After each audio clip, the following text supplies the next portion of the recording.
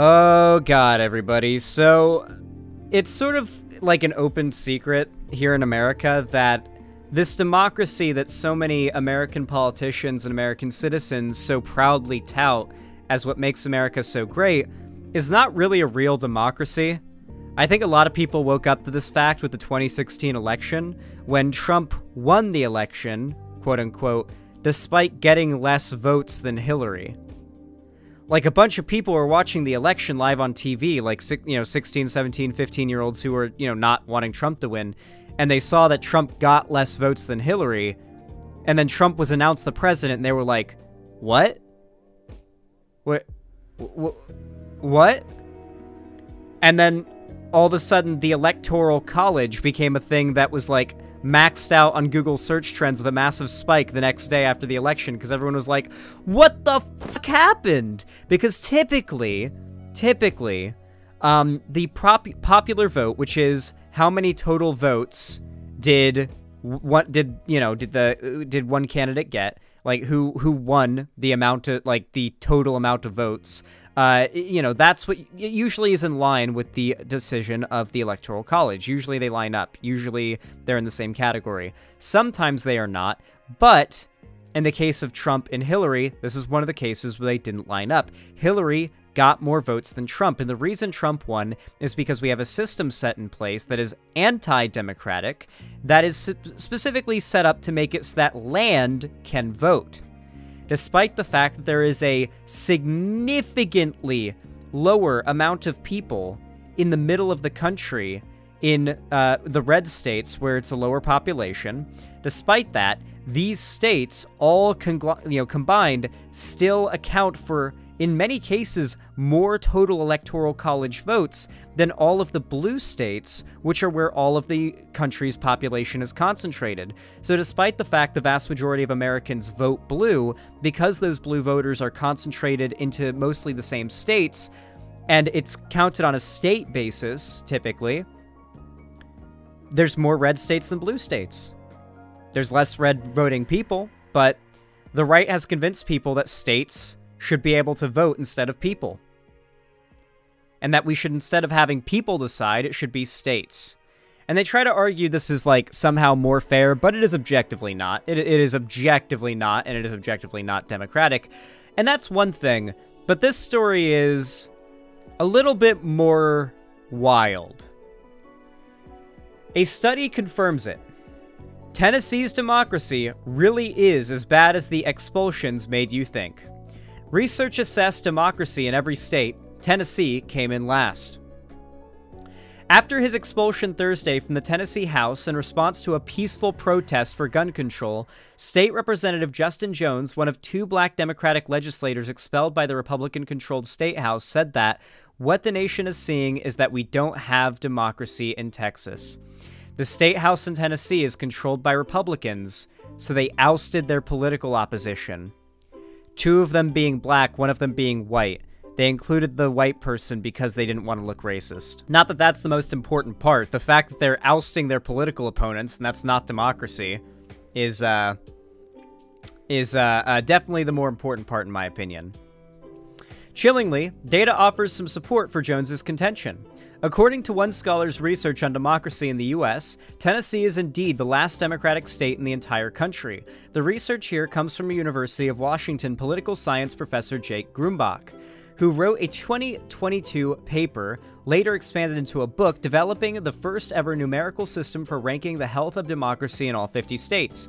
Grumbach's State Democracy Index, or SDI, grades each state on a series of metrics, like the extent to which a state is gerrymandered at the federal level, whether felons can vote, and the like, and then combines the assessments to give each state an overall score from -3 worst to 2 best.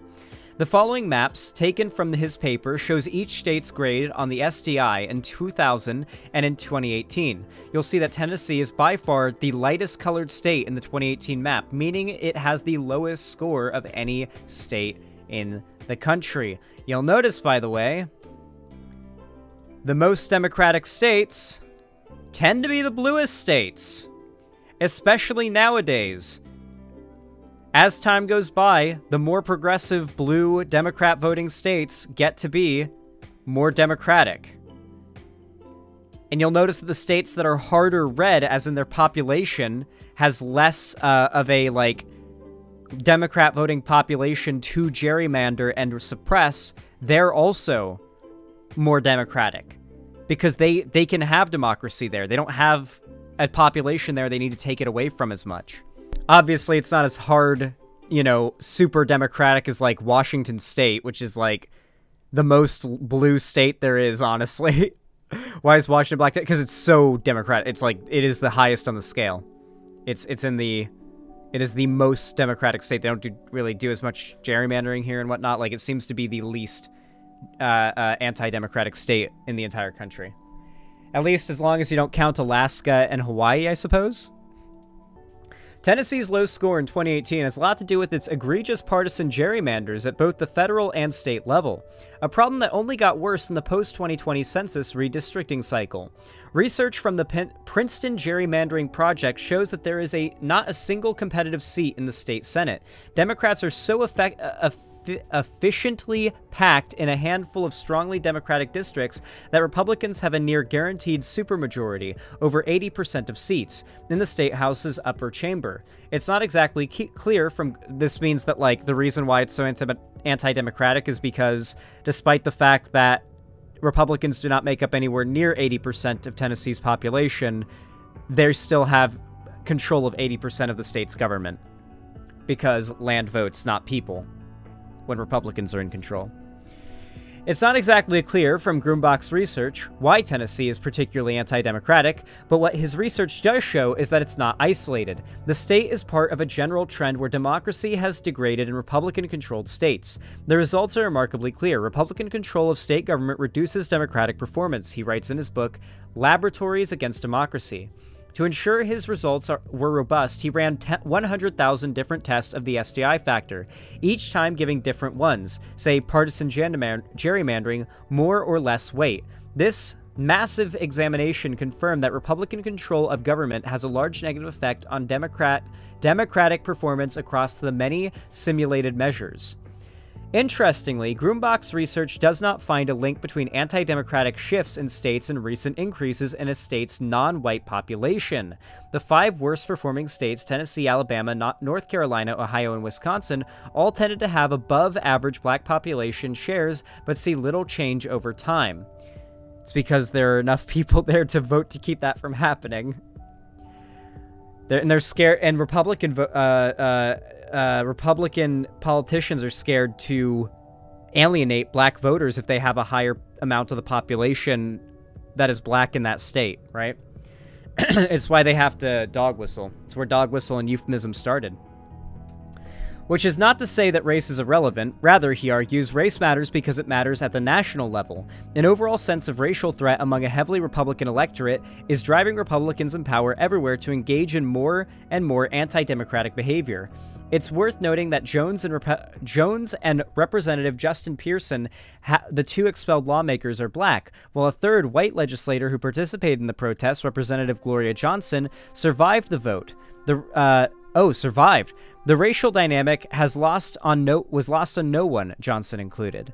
Okay, so it was just the 2 black justices that got kicked out. Okay, or not justices, representatives that got kicked out. Okay. Well, that's obvious.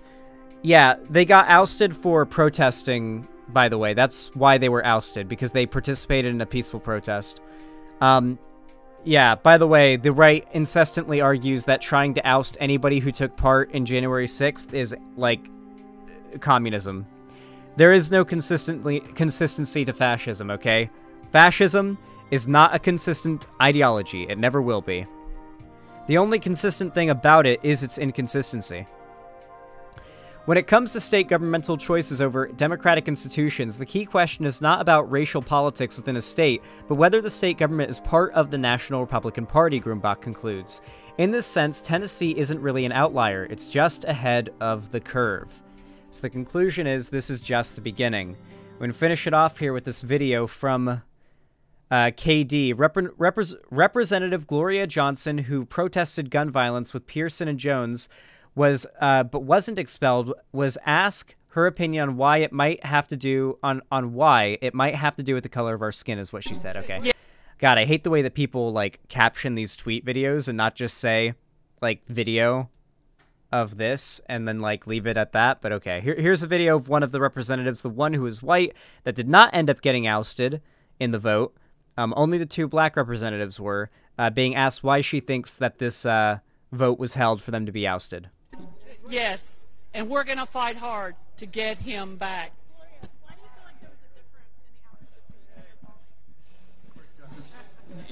I will answer your question. It might have to do with the color of our skin.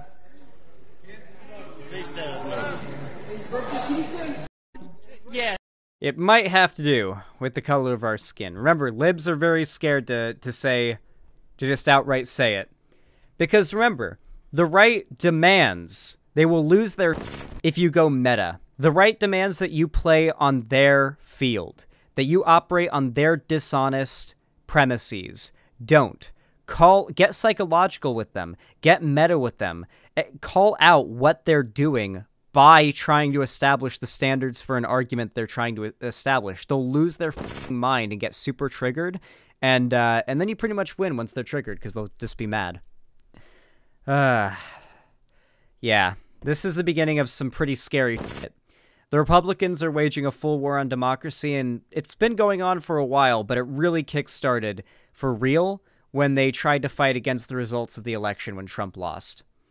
These are scary times that we're in. These are scary times.